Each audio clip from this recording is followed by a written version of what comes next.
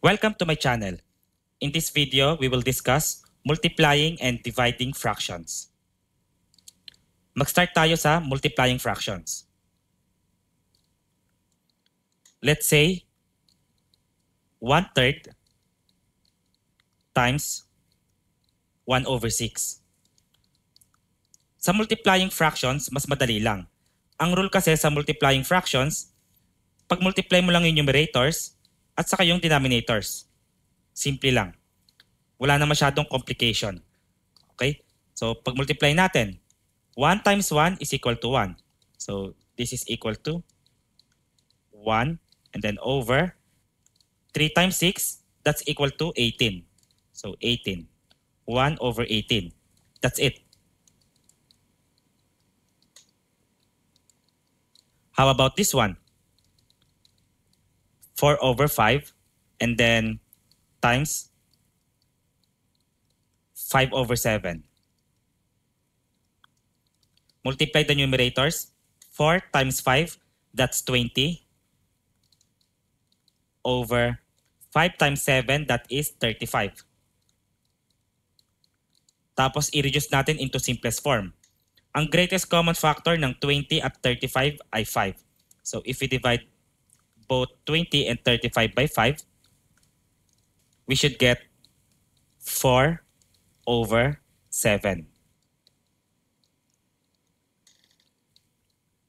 But what if I told you na may mas madaling method dito? Kasi, ito hindi ko na in-explain yung pagkuha ng GCF kasi dapat alam nyo na. Pero kung kukunin nyo yung GCF niyan, makukuha nyo na 5, kaya lang mapapansin nyo na mahaba yung solution nyo. Kasi malalaking numbers yan 20 at 35, maraming factors yan. Ngayon, may mas madaling way pa para masolve yan. Ang ginagawa, titignan nyo yung diagonal pairs, okay? Yung 4 saka 7, tapos yung 5 and 5. Tapos titignan ninyo kung pwede silang i-divide by their greatest common factor. Okay? Kung ang greatest common factor nila ay 1, well, hayaan mo na yon. Halimbawa, itong 4 saka 7, ang greatest common factor niyan ay 1. So, hindi mo na yan marireduce. However, itong 5 at saka 5, pwede mo yan i-divide both by 5. Hindi ba? Tapos pag ginawa mo yon, ang mangyayari, ito ay magiging 4/1. Tapos times, ito naman magiging 1 naman yan. 1/7. Tapos multiply nyo, numerators. 4 times 1 is 4 over 1 times 7, that's 7. See? Parehas lang yung nakuwang sagot. Okay, mag-try pa tayo ulit.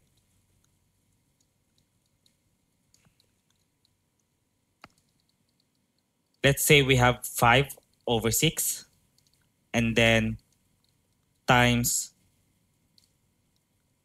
2/7. Okay, wag nyo munang i-multiply ng ganito. Okay, kasi mas mapapahaba kayo. Mas madali dyan, tignan nyo yung diagonal pairs. Itong 5 at 7, ang greatest common factor niyan ay 1. So, hayaan nyo na yan. Pero itong 6 at 2, ang greatest common factor niyan ay 2. So, pwede nyo pa yan masimplify. Divide nyo to by 2, tapos divide nyo to by 2. Ang ending, itong unang fraction, magiging 5/6 divided by 2. Ito, 3 na lang yan. And then times 2 divided by 2 is 1. 1/7. Ngayon, saka na natin i-multiply yung numerators saka denominators. So that is 5/21.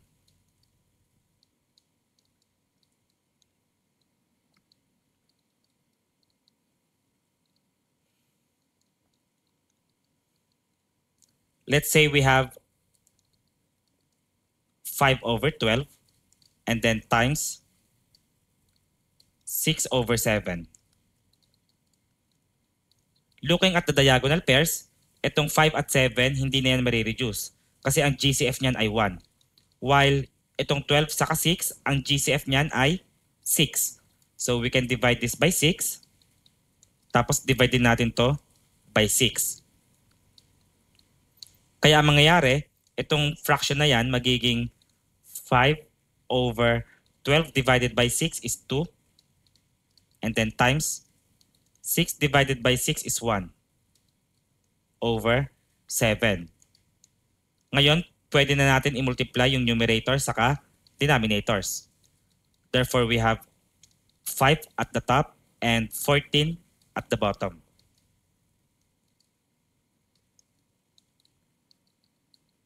Let's try one more. Say we have negative 7 over 18 and then times 9 over 14. Wag muna natin i-multiply yung taas at baba. Check muna natin yung diagonal pairs. Itong 7 dito saka 14, ang GCF niyan ay 7. So divide natin both by 7. While ito namang 18 at saka 9, ang GCF niyan ay 9. So divide natin. Divide by 9. Divide by 9. Kaya ang mangyayari dyan, itong fraction magiging negative 7 divided by 7 is 1. So negative 1 over 18 divided by 9 is 2. And then times 9 divided by 9, 1 yan. Over 14 divided by 7, that's 2. At ngayon, pwede natin i-multiply yung numerator saka denominators. 1 times 1 is 1, while 2 times 2 is 4.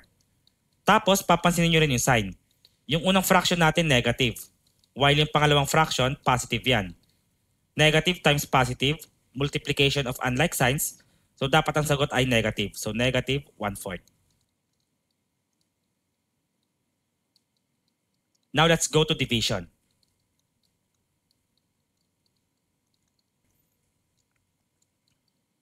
For example, 2 over 9 divided by 2 over 3. So, paano naman yan? Okay, ganito. Pag tayo magdi-divide ng fractions, kopya niyo yung unang fraction, 2 over 9. Tapos, gagawin niyo itong multiplication. Palagi yan. So, magiging multiplication yan. And, babalik ta rin niyo to. Kukunin niyo yung tinatawag nating reciprocal. So, ang reciprocal ng 2 over 3 ay 3 over 2. Again, in order to divide fractions, palitan niyo yung division ng multiplication. Tapos kunin ninyo yung reciprocal ng pangalawang fraction. Okay? Ngayon, nauwi tayo sa multiplication. Paano ba ginagawa natin sa multiplication? Check natin yung diagonal pairs. Una, itong 2 saka 2. Pwede natin yan ma-divide by 2. So, divide natin by 2. Ito rin, divide by 2. While ito namang 9 at 3, divide natin by 3. Ayan yung greatest common factor nila.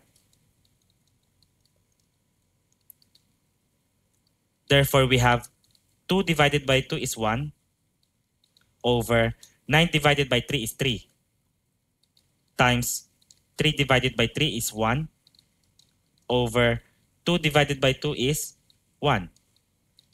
And then multiply natin numerators and denominators. So this is equal to 1 over 3 or 1/3.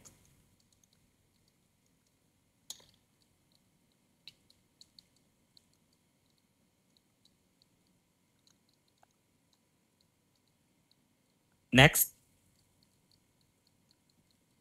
negative 4 over 5 divided by 3 over 15. So ang sabi natin, para makapag-divide tayo, kopyahin natin yung unang fraction, negative 4 over 5. Tapos gagawin natin itong multiplication. And then, kunin yung reciprocal ng second fraction. So the reciprocal of 3 over 15 is 15 over 3. Next, try natin i-simplify kung pwede. Itong 4 at 3, ang greatest common factor niyan ay 1. So hindi na yan masisimplify. However, itong 15 at 5, masisimplify yan. Divide natin sa greatest common factor nila na 5. Therefore, we have negative 4 over 5 divided by 5 is 1 times 15 divided by 5 is 3 over 3.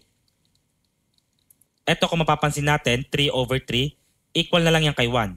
Kasi 3 divided by 3 is equal to 1. Ito rin, negative 4 divided by 1, that's equal to negative 4 na. Kaya meron na tayong negative 4 times 1.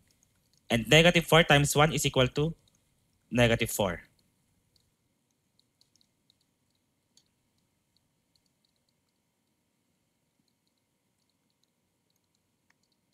Next,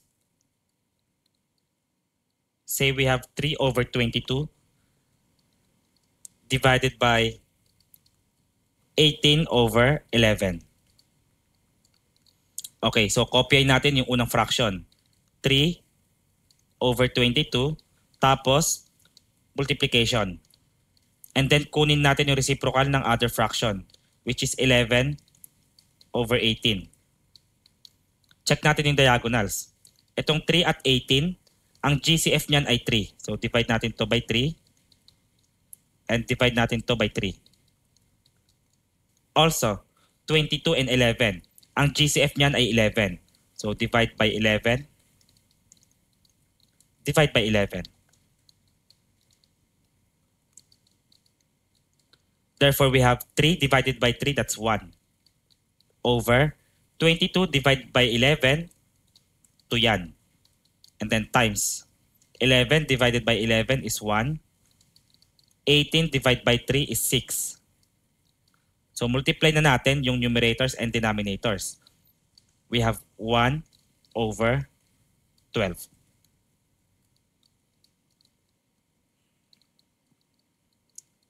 Let's try one more.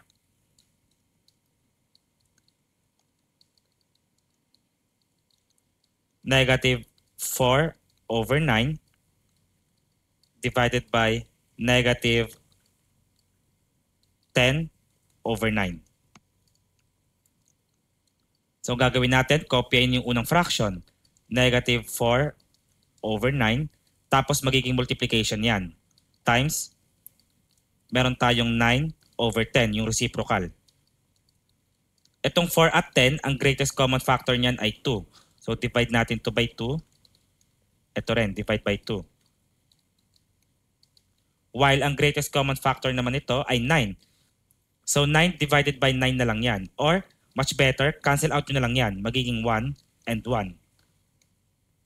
Therefore, we have negative 4 divided by 2 is 2 over 1 times, okay, nakalimutan ko ilagay negative. Okay, may negative tayo rito. So negative to. So negative 1 over 10 divided by 2 is 5. And finally, multiply natin yung numerator and denominator. So 2 times 1 is 2, while 1 times 5 is 5. Tapos yung signs, negative times negative, multiplication of like signs, positive ang result niyan. So yan ang sagot, positive 2 over 5.